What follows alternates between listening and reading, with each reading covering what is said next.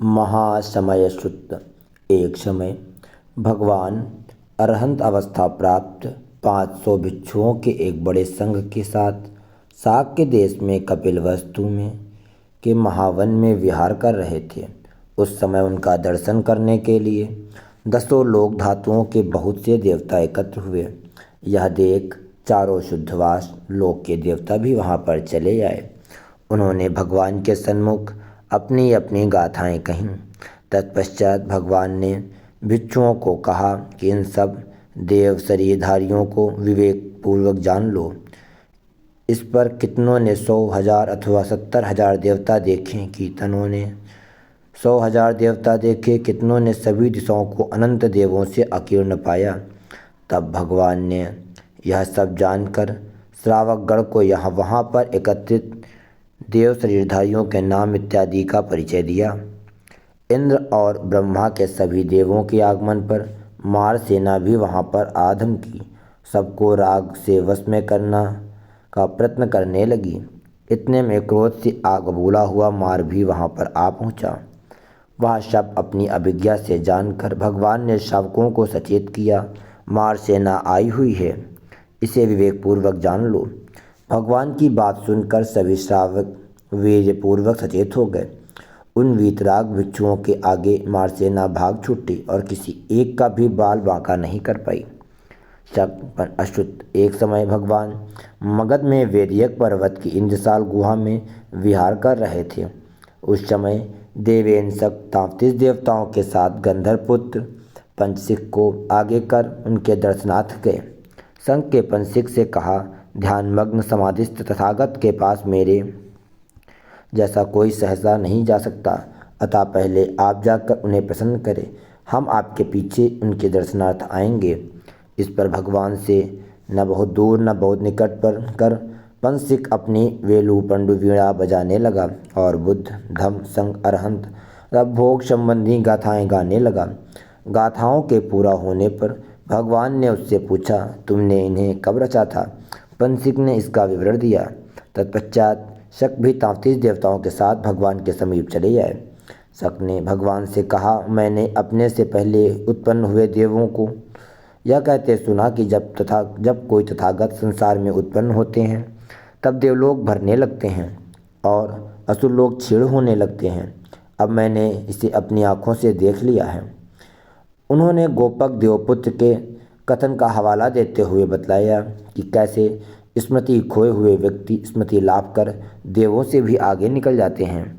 तदंतर शक ने भगवान से अनुमति प्राप्त कर उनसे पूछा कि ऐसा कौन सा बंधन है जिसके कारण सभी प्राणी वैर, दंड, शत्रुता और हिंसा भाव को छोड़कर वैर रहित होकर रहना चाहते हुए भी सदा दंड सहित शत्रुता और हिंसा भाव से युक्त होकर ही रहते हैं।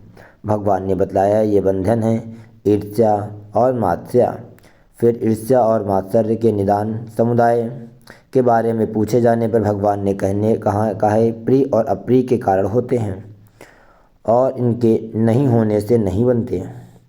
प्रिय और अप्रिय छंद के कारण होते हैं, छंद वितर्क के कारण होता है, वितर्क प्रपंच संख्या के कारण होता है। फिर भगवान ने सौमनस्य, दौर्मनस्य और उपेक्षा भाव को लेकर प्रपंच संख्या के निरोध का मार्ग प्रज्ञप्त किया। तत्पश्चात शक के प्रश्नों के उत्तर में भगवान ने प्रातिमोक्ष, संवर, इंद्रियों संवर के बारे में बतलाया। यह भी स्पष्ट किया कि सभी श्रमण और ब्राह्मण एक ही सिद्धांत का प्रतिपादन करने वाले, एक ही शील को मानने वाले, एक ही अभिप्राय वाले क्यों नहीं होते हैं। भगवान ने इसका कारण यह है, संसार के सभी लोग भिन्न भिन्न धातु के बने होते हैं, तो जो जीव जिस धातु का बना होता है उसी को हठपूर्वक दृढ़तापूर्वक ग्रहण कर लेता है कि यही सच है, बाकी सब झूठ। इसी कारण सभी श्रमण ब्राह्मण एक रूप नहीं होते। शक ने भगवान के प्रति आभार व्यक्त किया, अपने बहुत दिनों से चली आ रही मेरी शंका दुविधा को दूर कर दिया है। भगवान ने उससे पूछा कि क्या इससे पहले भी तुम्हें कभी ऐसा संतोष सौमनस्य से प्राप्त हुआ था? शक ने कहा, देवासुर संग्राम के समय देवताओं की जीत होने पर मेरे मन में जो संतोष सौमनस्य हुआ था वह लड़ाई झगड़े के संबंध में था, निर्वेद, विराग, निरोध, शांति, ज्ञान, संबोधि, निर्माण के लिए नहीं था। अब भगवान का धर्मोपदेश सुन जो मुझे संतोष सौमनस्य से प्राप्त हुआ है वह लड़ाई झगड़े के संबंध में नहीं बल्कि पूर्णतः निर्वेद, विराग, निरोध, शांति, ज्ञान, संबोधि और निर्वाण के लिए है। तब देवयांशक ने हाथ से पृथ्वी को छूकर 3 बार प्रीति वाक्य कहे।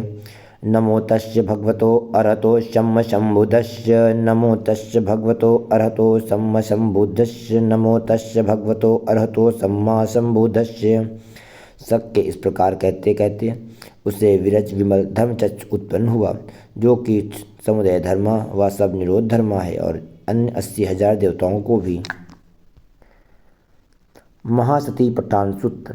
एक समय भगवान कुरु प्रदेश में कुरुओं के निगम कम्माशधम में विहार करते थे। उस समय भिक्षुओं को संबोधित करते हुए उन्होंने कहा कि ये जो 4 स्मृति प्रस्थान हैं, वे सत्वों की विशुद्धि, शोक और क्रंदन का विनाश, दुख और द्रवनस्य का अवसान, सत्य की प्राप्ति, निर्वाण का साक्षात्कार, इन सब के लिए अकेला मार्ग है। 4 स्मृति प्रस्थान हैं। लोलुपता और द्रवनस्य को दूर कर स्मृति और संप्रज्ञान के साथ उद्योगशील हो काया में काया अनुपशयी होकर विहरना, और ऐसे ही वेदनाओं में वेदना अनुपशयी होकर, चित्त में चित्तना अनुपशयी और कर धर्मों में धर्मानुपशयी होकर विहरना। काया अनुपशासना के लिए भिक्षु किसी निर्जन स्थान पर जाकर पालथी मारकर शरीर को सीधा रख, मुख के इर्द गिर्द जागरूकता बनाए रख, नैसर्गिक तौर पर आने जाने वाले श्वास को जानने का काम शुरू करता है। फिर सारी काया को अनुभव करते हुए तदुपरांत काया पर होने वाले उपद्रवों के शांत होने पर श्वास लेना व छोड़ना सीखता है। इस प्रकार काया के भीतरी अथवा बाहरी अथवा भीतरी और बाहरी दोनों प्रकार के भागों में काया अनुपासना करता हुआ विहार करता है। काया में उदय अथवा व्यय अथवा उदय के साथ साथ व्यय होने वाले धर्मों को अनुपशयी होकर विहार करता है। तब यह काया है, इस पर जागरूकता स्थिर हो जाती है। जितनी देर तक इस प्रकार का केवल ज्ञान, केवल दर्शन बना रहता है, उतनी देर तक अनासक्त होकर विहार करता है और संसार में कुछ भी ग्रहण करने योग्य नहीं रहता। इस प्रकार काया में काया अनुपशयी होकर विहार करना होता है। फिर केवल बैठे बैठे ही नहीं, चलते फिरते, खड़े रहते, लेटे लेटे अथवा शरीर किसी अन्य अवस्थाओं में भी इन अवस्थाओं को यथाभूत जानते हुए काया अनुपशना की जाती है। फिर इससे भी आगे बढ़कर हर प्रकार की शारीरिक क्रिया में संप्रज्ञान बनाए रखकर काया अनुपशना करनी होती है। शरीर के भीतर अशुचि यानी प्रतिकूल विषयों को आलंबन बनाकर उक्त प्रकार से काया अनुपशना करनी होती है। वेदना अनुपशना करते समय जैसी भी वेदना अनुभव हो, सुखद, दुखद, अदुखद, असुखद, सामिष, निरामिष, उसे प्रज्ञापूर्वक यथाभूत जानना होता है और पूर्वत भीतर बाहर सर्वत्र उदय व्यय की अनुभूति के साथ विहार करना होता है, जिससे जागरूक तथा स्थिर होकर केवल इसी बात का ज्ञान अथवा दर्शन प्राप्त हो। यह वेदना है। चित्तानुपैश्चना करते समय जैसी भी चित्त की स्थिति हो, राग युक्त, रागविहीन, द्वेष युक्त, द्वेषविहीन, मोह युक्त, मोहविहीन इत्यादि, उसे प्रज्ञापूर्वक यथाभूत जानना होता है और पूर्वत भीतर बाहर सर्वत्र उदय व्यय की अनुभूति के साथ विहार करना होता है, जिससे जागरूकता तथा स्थिर होकर केवल इसी बात का ज्ञान अथवा दर्शन प्राप्त हो। या चित्त है। धर्मानुपैश्चना करते समय भी चित्त में जागने वाले धर्मों की जैसी जैसी स्थिति हो, उसे प्रज्ञापूर्वक यथाभूत जानना होता है और पूर्वत भीतर बाहर सर्वत्र उदय व्यय की अनुभूति के साथ विहार करना होता है, जिससे जागरूकता स्थिर होकर केवल इसी बात का ज्ञान अथवा दर्शन प्राप्त हो। ये धर्म है। निर्गुणों की धर्मानुपैश्चना करते समय प्रज्ञापूर्वक यह जानना होता है कि इस समय निवारण है अथवा नहीं है, अथवा उत्पन्न हो रहा है अथवा इसका प्रहार हो रहा है, अथवा प्रहार हुए हुए का अब पुनः उद्भव नहीं होता है, निवरण है। आयतनों की धर्मानुपैश्चना करते समय प्रज्ञापूर्वक यह जानना होता है कि यह भीतर का आयतन है या बाहर का आयतन है या दोनों के संसर्ग से होने वाला संयोजन है।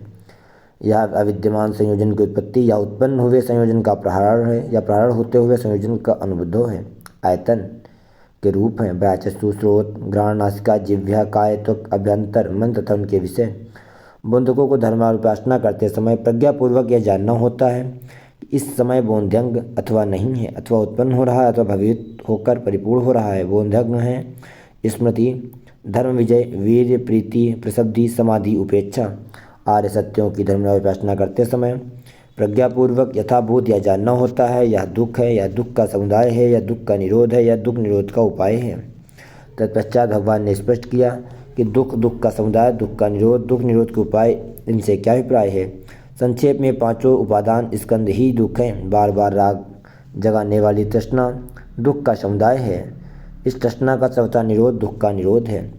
और अष्टांगिक मार्ग सम्यक दृष्टि, सम्यक संकल्प, सम्यक वचन, सम्यक कर्मांग, सम्यक आजीव, सम्यक व्यायाम, सम्यक स्मृति, सम्यक समाधि दुख निरोध का उपाय हैं।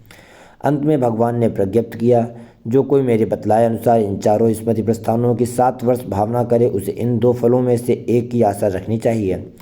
इसी जन्म में अहरत्व का साक्षात्कार अथवा उपाधि शेष होने पर भी अनागामी भाव। भगवान ने आगे प्रज्ञप्त किया कि इससे कहीं कम अवधि में भी इस फल की आशा की जा सकती है।